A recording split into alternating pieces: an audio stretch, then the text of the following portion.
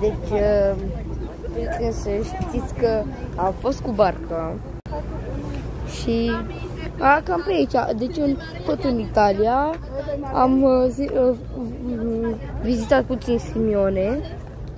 Acum habar n-am unde sunt, am uitat. Da, în Simione stăm noi, așa. Deci ne-am plimbat cu barca aceea mai exact.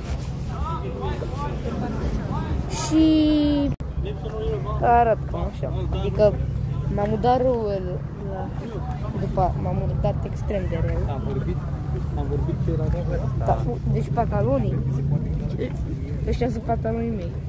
Stai, nu știu cum, dacă să fie. Deci ăștia sunt pantalonii. Așa e, că dar nu că așa modelul. M-am mutat rău. Și acum am pus o vestă, un ăsta fuș pe mine. Pentru că tricoul e cam așa, e largă. Deci dacă l-atinge ție... Și e extrem de frig. Și mi se vede și pe ochelari cam picături de apă. Și șapca e udă. De asta să mai uscă puțin. Și părul, deci sunt de largă. Și acum ne ducem acasă. Vom sta în piscină dacă nu plouă. Acum s-ar putea să plouă, dar sau habar n-am. Poate, dar sunt puține șanse să plouă acum. Aici. Da, cum se numește, la meteo arăta că plouă.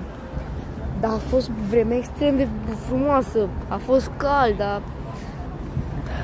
Și mâine cred că ne vom duce la un parc de distracție. Am mutat puțin, vă dau niște mai târziu dacă pot. După ne ducem la un aqua park, da, tot am mutat. Da. Mi-a plăcut foarte mult, a fost o experiență foarte bună.